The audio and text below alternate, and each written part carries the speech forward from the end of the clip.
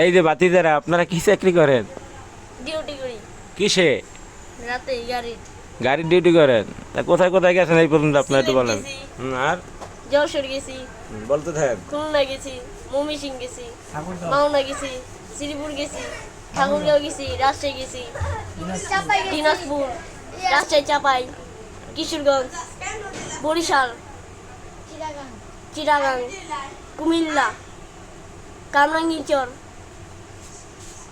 আর আর কোথায়? পুরো বাংলাদেশ পুরো লই লইছেন আপনি? গুলশান, বনানী। বাতিদা, এই বয়সে তুমি পুরো বাংলাদেশটা লই লইলা? হ্যাঁ, তুমি কই কই গেছো বাতিদা? ছোট বাতিদা বলো। এ,